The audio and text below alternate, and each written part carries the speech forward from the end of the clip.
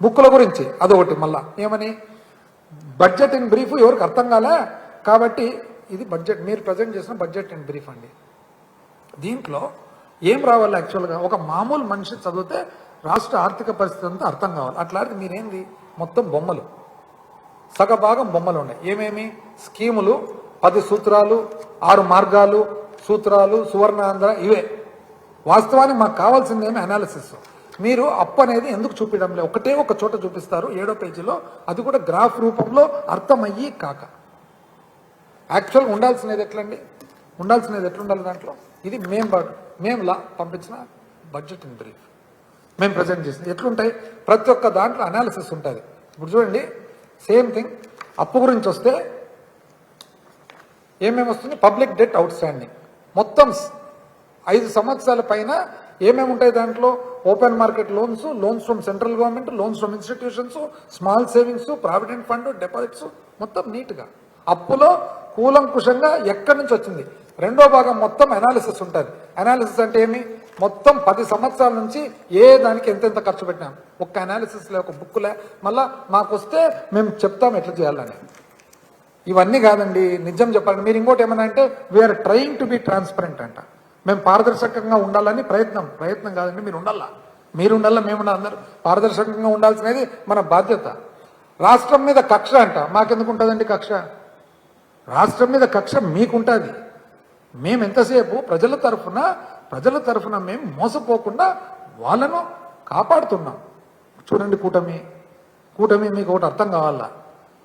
మీకు ఎంతసేపు మాతో కాదండి కొట్లాట. మాతో ఎందుకు కొట్లాడుతున్నారు? మీరు ప్రజల మీద కొట్లాడుతున్నారు. ఎందుకు కొట్లాడుతున్నారంటే మీరు చెప్పిన వాగ్దానాలు. ఇప్పుడు దీపం ఉంది, దీపంలో ఏమేమి చేయాలండి, ఎట్లా చేయాలి దీపంలో చెప్పండి. దీపం పథకం కింద అసలు ఎంత రావాలా? మామూలుగా అయితే మీరు కేటాయింపులు చూస్తే జగన్మోహన్ రెడ్డి గారు ఏమన్నారు, కేటాయింపుల గురించి మాట్లాడినారు. ఇప్పుడు రేషన్ కార్డ్స్ ఎంతమంది ఉన్నారు? 1,59,00,000 ఉన్నారు.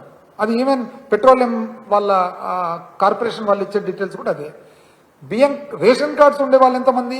1,42,00,000 ఉన్నారు. మీరు పెట్టిన డబ్బుల ప్రకారం చూస్తే 855 రూపాయలు సిలిండర్ కేసుకుంటే మీరు 3 సంవత్సరాలు 2024-25 ఏమీ లేదు. 3,204 కోట్లు అవసరం ఉంది. 2025-26లో తక్కువ చేసినారు. 1,790 కోట్లు మాత్రమే మీరు ఇచ్చినది. 1,299 కోట్లు ఇప్పుడు కేటాయింపు చేసినారు. అంటే మొత్తము 6,293 కోట్లు మీకు తక్కువ పడుతుంది. ఈ ప్రకారం లెక్కేస్తే మీరు యాక్చువల్గా మీరు కేటాయింపు చేసిన డబ్బుల ప్రకారము ఓన్లీ 95 లక్షల మందికి మాత్రమే ఇవ్వగలుగుతారు. 47 లక్షల మందికి మీరు ఇవ్వలేరు అసలు. ఎందుకంటే డబ్బులు లేవు, దాంట్లో కేటాయింపులే లేవు. తల్లికి వందనం అండి, తల్లికి వందనం.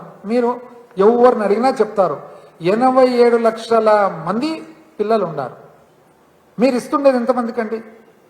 మీరు యాక్చువల్గా కేటాయించినది ఎంత? అవసరమైనది 13,112 కోట్లండి కేటాయించినది. మీరు ఆ కేటాయింపులో అవసరం ఉండేది 13,112 కోట్లు. కానీ మీరు కేటాయించిన దాంట్లో కంటే కూడా ఇంకా తక్కువ ఖర్చు పెడుతున్నారు. 8,456 కోట్లు మాత్రమే మీరు ఖర్చు పెడుతున్నారు. అంటే ఎవరికి ఇచ్చినట్లు? మీరే చెప్తున్నారు 60 లక్షల మందికి ఇచ్చినామని. మళ్ళీ బ్యాలెన్స్ 25 లక్షల మంది ఎక్కడ పోయినట్లు పిల్లలు. మీరైతే 87. అందుకనే ఈరోజు మీరు ఎన్ని చెప్పినా కూడా బయటికి పోయి చూస్తే అర్థమవుతుంది కదా. ఇది చెప్తే మీరు పోయి అక్క వదిన అసలు డబ్బులు వదిన మీకు ఇంటింటికి తెచ్చిస్తారు వదిన అంటే అక్కలు వదినలకు. దాని ప్రకారం చూస్తే ఎంతమంది ఉన్నారు? జగన్మోహన్ రెడ్డి గారు ఏమన్నారు, అయ్యా ఉండేది 50 ఏళ్ళ నుంచి 59 ఏళ్ళు ఎవరైతే ఉన్నారో మీరైతే వృద్ధాప్య పెన్షన్ ఇవ్వాలి కదా. 50 ఏళ్ళకి 60 ఏళ్ళ నుంచి 50 ఏళ్ళు తగ్గిస్తామంటారు కదా. తగ్గిస్తామన్నప్పుడు ఎంత ఇంచుమించు లెక్కేసుకున్నా, ఎన్ని లెక్కేసుకున్నా 20 లక్షల మంది పైన మీరు ఇప్పుడు ఇవ్వాల. 4,000 ఎక్కడిస్తున్నారు? ఇవ్వకపోగా పాత పెన్షన్లు కూడా అసలు ఒక్కటి తగ్గిపోగా 5 లక్షలు 6 లక్షలు కోత కోసుకుంటూ పోతున్నారు. అందుకని ఊర్లలో పోండి, ఎట్లుందో మీకే తెలుస్తుంది. ఏదో స్టేజ్ మీద కూర్చొని 10 మంది పోలీసు వాళ్ళు చుట్టనుంటే ఎవరేమన్నారు, కానీ వెనకాల ఏమనుకుంటున్నారు ఒకసారి. ఎన్ని చెప్పినా ఏది చెప్పినా నీటి మట్టం నీటి లెవెల్ అయితే అది కనుక్కుంటుంది కదా. ఆడబిడ్డ నిధి అండి, ఆడబిడ్డ నిధి ప్రకారము ఎంతమందికి అసలు 1,79,00,000 మందికి మీ ఇవ్వాల 1,500 ప్రకారం నెలకు. ఒక్కరికన్నా ఎవరికన్నా ఒకటి స్కీమ్ అన్న స్టార్ట్ చేసినారా? మళ్ళీ ఇది కూడా చెప్పినారు ఏమని, అదేది రైతులకు విపరీతమైన మేము వాళ్ళు 7,000 కోట్లు బడ్జెట్లో కేటాయింపు చేసి 700 ఖర్చు పెట్టినారు, మేము 300 కేటాయింపు చేసి 1,200 ఖర్చు పెట్టినామని. అవునండి, లెక్కలు చెప్తా. 2014 నుంచి 19 కొర్రలు కానీ జొన్నలు కానీ కందులు కానీ ఏం చేసుకున్నా కూడా మీరు 3,322 కోట్లు మీరు సేకరణ కోసం ఖర్చు పెట్టినారండి. 2019 నుంచి 24 మేము ఇవన్నీ కూడా ఏది బాజ్రా అరటి ఎప్పుడు లేదు, అరటి ఉల్లిగడ్డ టమాటా అన్ని సేకరణ చేసాం. జగన్మోహన్ రెడ్డి గారు అయితే ఏ ఒక్క రైతు ఇబ్బంది పడకూడదని చెప్పి ఆఫీసర్లకు ఒకసారి సార్ కూరగాయలు చేయలేము సార్, పండ్లు చేయలేము సార్ అంటే కూడా చేయాల్సిందే. నష్టపోయినా పర్వాలేదు కానీ రైతు నష్టపోకూడదు, ప్రభుత్వం నష్టపోయినా పర్లేదు రైతు నష్టపోకూడదని 7,746,000 కోట్లు మేము చేసినాం. మీరు చెప్తాం. ఇది కాక మళ్ళా కొత్తగా క్వాలిఫైడ్ అకౌంట్స్ అంటే మీ అకౌంట్స్ కరెక్ట్గా లేవని మేము చెప్తే ఆయన ఏమంటాడు తెలుసునా, క్వాలిఫైడ్ అకౌంట్ చరిత్రలో ఎప్పుడు లేదు, క్వాలిఫైడ్ అకౌంట్స్ 2020-21. అసలు ఏముంది క్వాలిఫైడ్ అకౌంట్, ఏం దాని అర్థం ఏమి క్వాలిఫైడ్ అకౌంట్స్? క్వాలిఫైడ్ అకౌంట్ అంటే అర్థం ఏమంటే మీరు ఎవరైనా కానీ క్వాలిఫైడ్ అకౌంట్ అనేది నెట్లో పోతే అర్థమవుతుంది. అకౌంటింగ్ పద్ధతిలో క్వాలిఫైడ్ అకౌంట్ అంటే ఎక్కడన్నా కానీ 1-2 డౌట్స్ వచ్చినప్పుడు ఆ డౌట్లు మనము తిరిగి చెప్పాల్సిన అవసరం ఉంది, అది క్వాలిఫైడ్ అకౌంట్. దానికి ఎందుకంటే అంత అల్లరి? ఇప్పుడు దీంట్లో ఏమి, what does meaning? A qualified account or more accurately a qualified audit opinion means an auditor found the financial statements are fairly presented except for specific material areas that depart from accounting standards. కొన్ని accounting standards నుంచి మార్పులు ఉన్నాయి, దాన్ని చెప్పండి అని చెప్తా. 41,000 కోట్లు ఎక్కడ పోయినాయి చెప్పండి అని నాకు తెలియక అడుగుతా.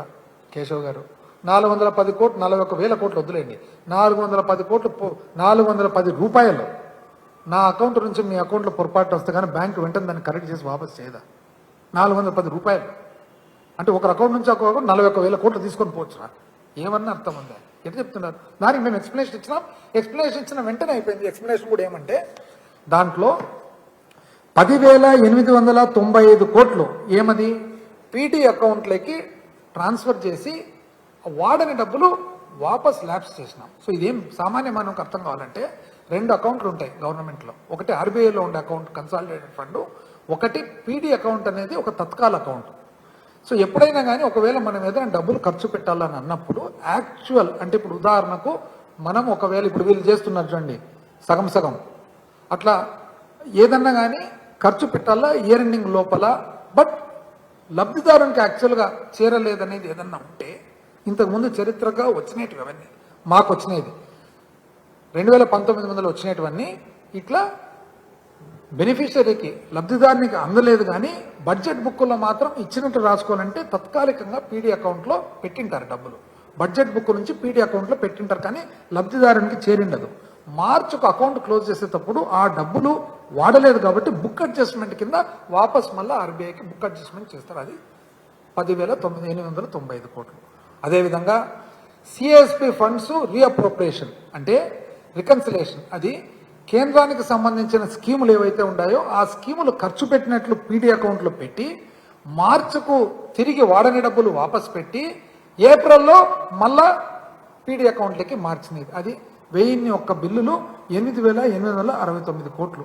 అదేవిధంగా ఒక కార్పొరేషన్ నుంచి ఇంకొక కార్పొరేషన్కు మార్చినప్పుడు 3 బిల్లులు 10,895 కోట్లు. అంటే ఏపీ స్టేట్ డెవలప్మెంట్ కార్పొరేషన్ ఏదైతే మొదలుపెట్టినామో గవర్నమెంట్ కార్పొరేషన్ టు కార్పొరేషన్ మార్చినామో స్టేట్ డెవలప్మెంట్ కార్పొరేషన్ నుంచి వెల్ఫేర్ కార్పొరేషన్కు వాళ్ళు ఏమన్నారంటే ఇది త్రూ ట్రెజరీ పోవాలంటే ఆ తర్వాత ట్రెజరీ ద్వారా చేయడం జరిగింది. అయితే దానికి కూడా కారణం ఎందుకంటే ఇవన్నీ కూడా సిఎఫ్ఎంఎస్ మీరు మొదలుపెట్టిన సిఎఫ్ఎంఎస్ సిస్టమ్ ఏదైతే ఉందో దాంట్లో ఉన్న లోపాలు, ఆ లోపాలన్నీ మేము కరెక్ట్ చేయడం జరిగిందండి.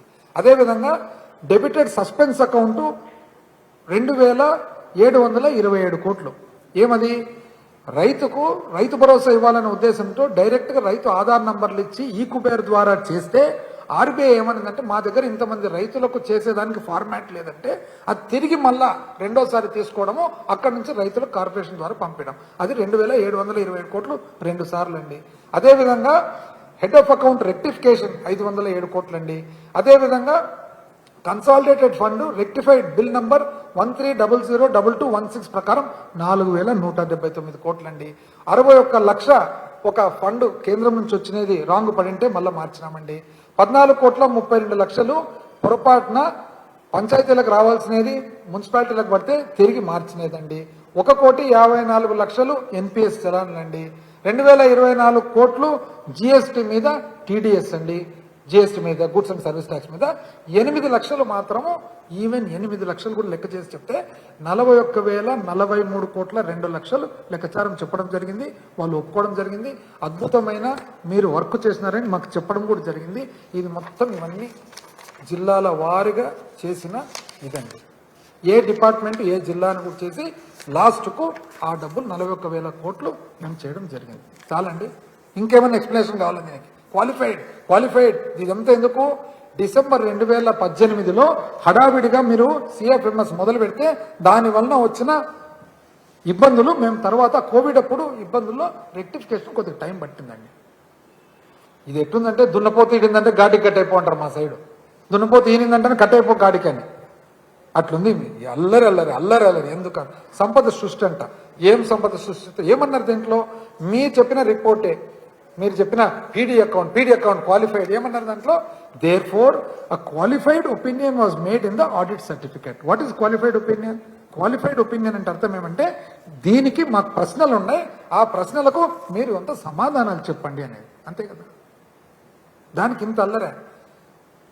అసలు నిజం చెప్పాలంటే మళ్ళా ఈ ట్యాక్స్ మీరు సంపద సృష్టి కదా, అద్భుతమైన సంపద సృష్టి. అసలు ఇప్పుడు వస్తానే తమ్ముళ్ళు నేను సంపద సృష్టిస్తా, ఎన్నోసారి తమ్ముళ్ళు కూడా మోసపోయేది, అన్నలు మోసపోయేది, తమ్ముళ్ళు మోసపోయేది, అక్కలు మోసపోయేది, చెల్లెలు మోసపోయేది, బావలు బామర్దు వదినలు అందరూ మోసపోయారు.